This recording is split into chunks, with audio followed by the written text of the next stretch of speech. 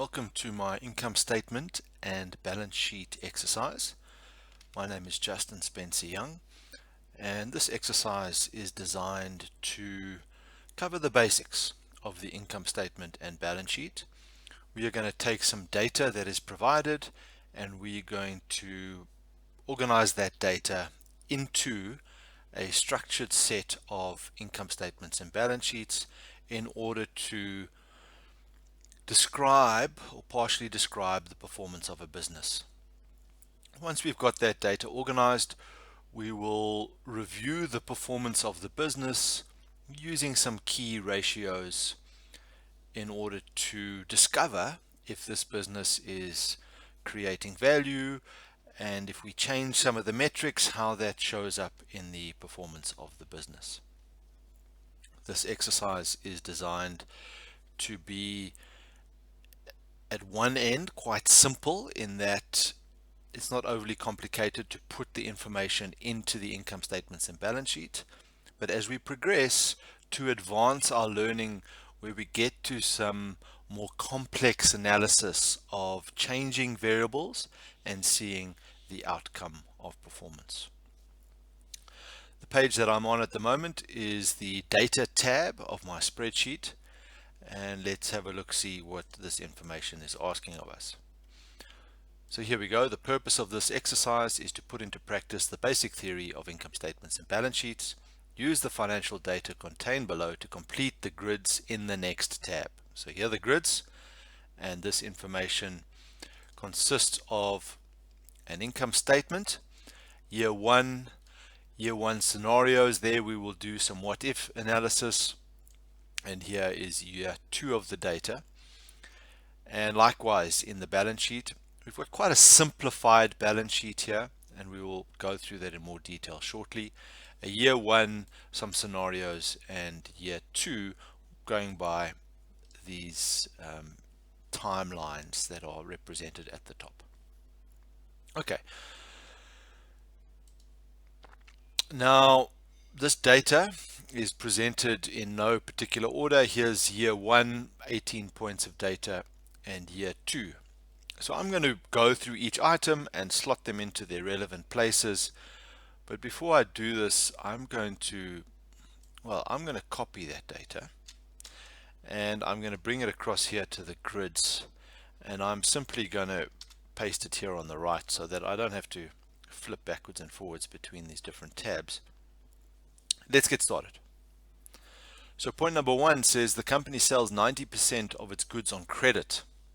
So you might be tempted to think that that is important in terms of the sales, but really it isn't important at all, because the sales number that we're going to put in here under year one is sales that are cash and credit sales. So whatever the sales revenue is, at this point, we don't care whether it's cash or credit. And they say here that the sales revenue for the year was 10 million. So let's simply put a number in there of 10 million. And I've formatted these cells so that I've used this little comma style over here which puts the number spacing in, and I've taken away the cents and all those sorts of things just so that the number is quite easy to read. Alright, so we might say let's help ourselves out here and paint this in green to say we've done it. Now I haven't used this 90% goods on credit. I'm going to use that later, and well, let's just leave it for now. All purchases are made on credit, so these purchases are going to make up the purchases of raw material that go into manufacturing whatever this business manufactures. It's not important for us to know that, but these purchases are going to be part of the cost of sales. And the fact that they're all on credit is going to be important later on when we get to the balance sheet. And again, I'm going to leave it for later because at this stage, we're not really concerned whether it's cash or credit. Okay, so it says here the gross profit margin is 50%. Okay, so here we can say, well, let's take the sales and multiply it by 0.5, not 0.05, multiply it by 0.5. 50%. So of course, if our gross profit is 50%, our cost of sales must also be 50%. So mathematically, sales minus cost of sales equals gross profit must work out. All right, so we have used that information about the gross profit margin to reverse engineer our cost of sales. Great. And what I should have done, and in fact I'm going to do that now, is I'm going to, next to this data over the end here, I'm going to put 50% in there. All right, and in my formula calculation here, instead of using 0.5, I'm just going to tell Excel to use that piece of data, because that means I can come along here and say, what if the gross profit margin declines to 45%? Well, then what will happen is our gross profit will go down. Sorry, that shouldn't be 450, that should be 45. There we go. And therefore our cost of sales will change, and our spreadsheet will update accordingly. Great. Cool. Let's keep going. The net book value, NBV for short, of the fixed assets is 7 million. Okay, well, that's useful to know. That's going to come in the balance sheet. So we'll get to that a little bit later. I don't want to jump around according to the order of the data. I want to follow the order of this income statement. So what I'm looking for the expense number. And here they give it to us in number 8. The overhead expenses for the year was 2 million. All right, so let's just put that in there. Put the 2 million in, and we can say that we have used that. Let's mark it green. The depreciation allocated for the use of the fixed assets was R1 million. Okay, so the depreciation represents a cost of using the assets. We know that we own these assets because here they are on the balance sheet. Well, we haven't filled it in yet, but this is telling me that it's going to come on the balance sheet. So if you own assets, depreciation represents the cost of using them.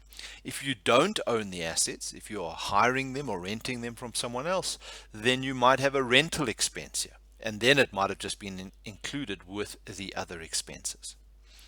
This depreciation expense is quite unique in the sense that we don't pay the money to anyone. It is an expense that we use to reduce our taxable profit so that we get a tax benefit from owning the assets. All right, so we can do some maths here in the next line item, the earnings before interest and tax, otherwise known often as the operating profit. And here what we're going to do is we're going to take the gross profit and we're going to subtract out these expenses to get the operating profit. Right. So next up we want an interest expense, and I saw that they gave us an interest expense here of 313,200 Rand. Okay, pop that in there and let's subtract that. So now we've got an earnings before tax, and we want to go and pay the tax, where they tell us a little bit further down here somewhere, I'm assuming.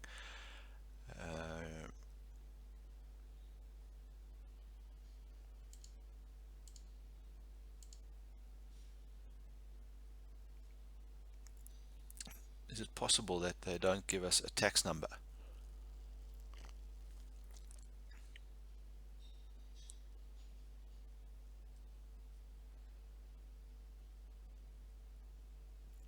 Alright, so I've just discovered that my data is a little short-sighted here. What could I have done here? I used 28% and I didn't give that data in the question. Alright, find these things out only when you really go through the details. So let's put in here, assume a tax rate of 28%. There we go. Let's get our formatting the same as what's going on there, and let's do it that way. So I'm going to just write 28% here off to the right hand side of this data, and now we can say let's take that profit and multiply it by 28% payable to the tax authority, and then mathematically we simply subtract out the tax to get to a profit after tax or an earnings after tax. And now we're going to paint this green, paint that green, and look for some information about the dividend. There we go. Dividend policy is to pay 20% of the earnings after tax. Okay, so I'm just going to put this 20% in here so I can use it in my calculation, and we're going to take that profit number and we're going to multiply it by 20%. That's payable to the shareholders, and therefore the portion that is going to be retained by the company, hence the term retained earnings, is that number of 683 odd thousand and some change. And we have completed our income statement. Let's paint that green, and that says we're on track. We can see clearly the information that we've used. There's some other information that's still to be used, so let's have a look at that. Let's use number 11 here, the share capital of R1,000,000. There we go. That was the money originally put in by the shareholders in exchange for the share certificates that represented their ownership in the business. Next up is the retained earnings. So these are the profit that's kept in the company. So we certainly want to take this retained earnings and put it in there. But it says to us here that the retained earnings from the previous year, if we had a balance sheet for year 0 or whatever the year before was, that number that was in there as retained earnings was 5 million. What we want to do is we want to carry this over because the company still has this retained on the balance sheet, and we want to add to that the portion that's coming out of the income statement. There we go. And I'm going to add these two together. It was Alt equals, gives you a quick add of the numbers above. Alt equals, enter. And that number there, I'm simply just going to say to Excel, move it over there. So now it's next to total equity. Okay, making some good progress. So there we go. Share capital, sorted. We've used the retained earnings. That one's been sorted. But oh, we depreciated the assets. Let's not forget that. We used the tax rate. Ah, there was the tax rate. And there I was thinking I hadn't done data on the tax rate. It was right in the middle of the data. Okay. Right, what's next? We want to find out what debt is being used. So in fact, in point number 18, it says here, calculate the long-term debt funding required by the business. So we're not given a number. We've actually got to work out what is that number. So this will often goes by the term of a plug value. It's, in other words, what number would you need to plug in there to force the balance sheet to balance? So we're going to leave that to the very end. So we're going to bypass the debt. Without the debt, we can't do the total capital. Total capital is equity plus debt. So information missing. So let's keep moving. Next up is some fixed assets. We know what that number is. We came across it earlier. The net book value of the fixed assets. Net book value means that this number has been depreciated. Okay, that in other words, the R1,000,000 depreciation has already been deducted from the assets based on the previous balance sheet's data. So let's put 7 million in there as our assets. Great. Mark that as green. Next up, we want to get some debtors. All right, so here we go. Customers take 90 days to pay. Well, that's what a debtor is. It's a customer who hasn't paid yet, is going to pay sometime in the future. So we want to take this 90 days and we want to connect it to the sales, because that's what our customers buy from us. That's what they pay us. But at the same time, we need to recognize that the company sells 90% of its goods on credit. 10% therefore is cash. So this 90 days to pay only relates to the 90% that is on credit. All right, so let's come down below here and let's say sales on credit, and we're going to put in there 90%, and underneath this we're going to say here debtor days, and we now know this to be 90 days. That's not 90%, 90 days. Let's turn that into a number and make it 90. There we go. So now let's do a calculation here in debtors. In fact, I'm going to use a formula for this. And the formula I'm going to use, I'm going to write it off here to the side. Debtor days is equal to the debtors divided by the credit sales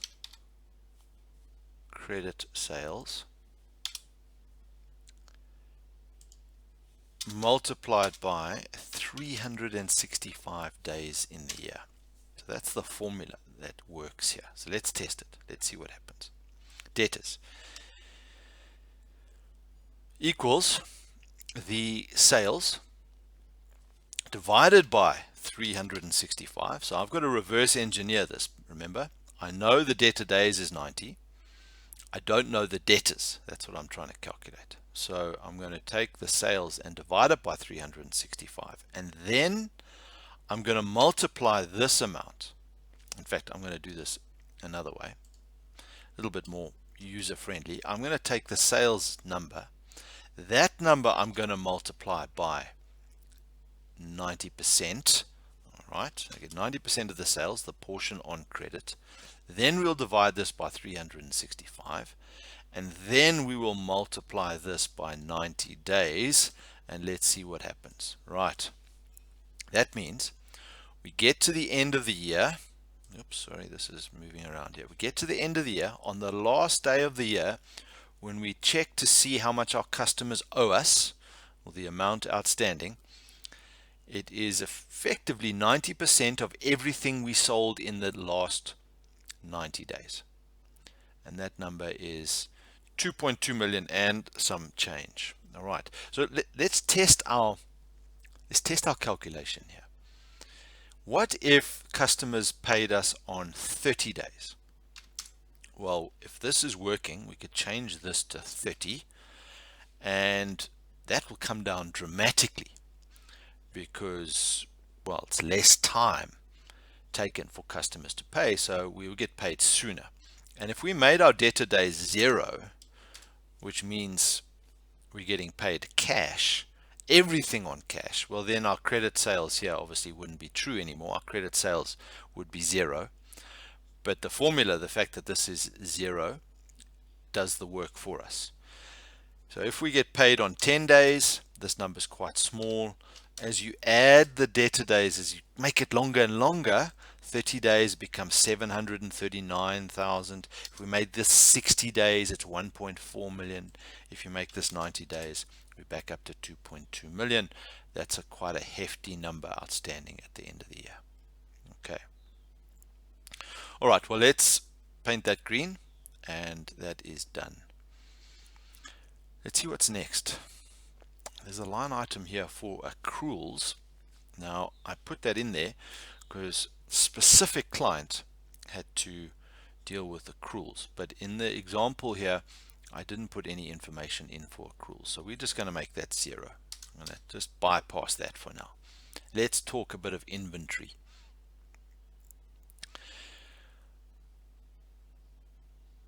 Right, here we go. The operating cycle to purchase, manufacture and ship product is 45 days. So that is the length of time that inventory effectively sits on the shelf. 45 days. The formula here is somewhat similar to the debtor days. So we would say inventory days, or stock days as we often call it, is equal to the amount of stock, or inventory if you prefer that word, divided by the cost of sales times 365. Now, it's important to recognize. No, that's right. I was gonna tell you a piece about creditor days, but I'll save that for later. Stock days. Let's test our calculation here. And I'm going to put here, in fact, I'm going to put it below here.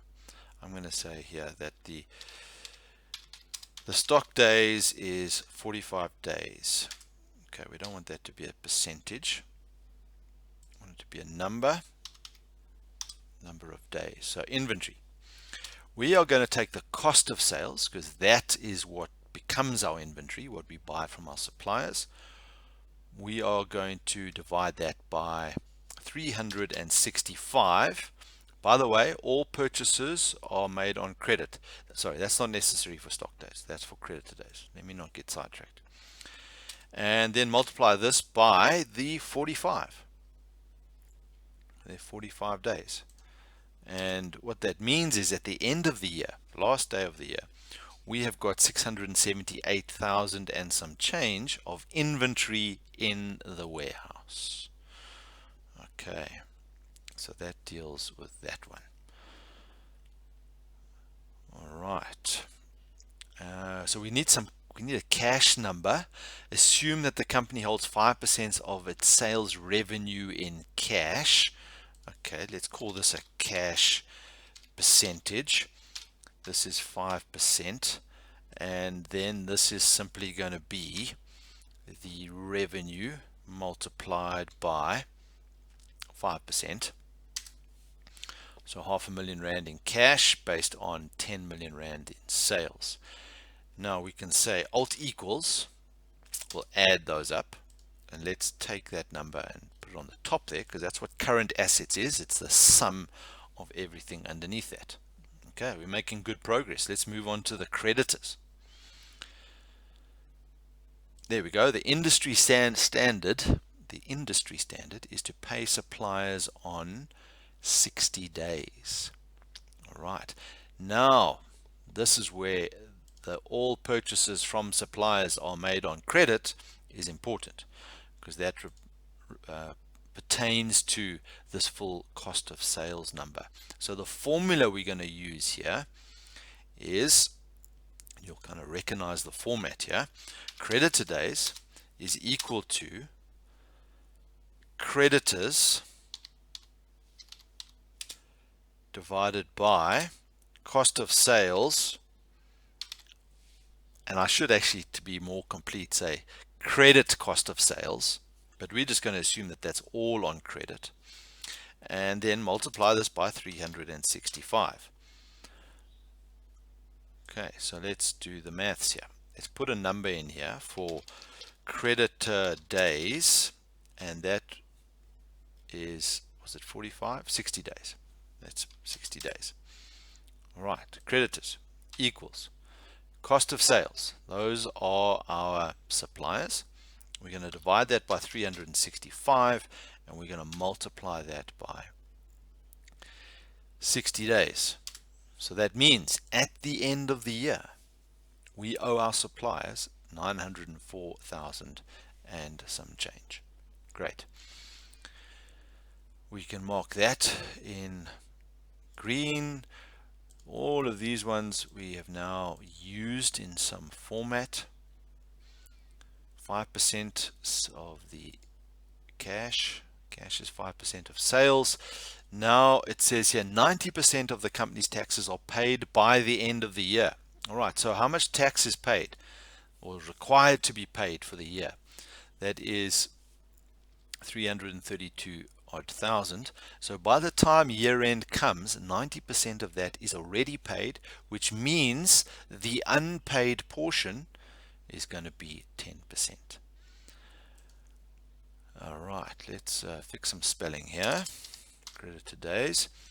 Let's say this is, I'm just going to call this a tax percentage, and I'm going to make this as 10%, because then the tax number there, you must take the tax there and multiply it by that percentage is the portion outstanding. We can now say alt equals, add those up, put that on the top there. And now what we've completed is all of the components of the operations side of the balance sheet. So the calculation for net assets is the fixed assets once they've been depreciated plus the current assets minus the current liabilities, and we now have the total net assets in the business. The total capital must be equal to the net assets. Let's force it to be equal. Now what's left is to ask ourselves, what does the debt, what does the long-term debt have to be so that the balance sheet balances? Well, this is pretty straightforward now, because we can take that total capital number and we can subtract from that the equity, and you are left with the long-term debt required for the balance sheet to balance. And now every single item in our list has been completed, and we have a completed income statement and balance sheet. Great work. Okay, let's end this video there and we'll pick it up in the next part.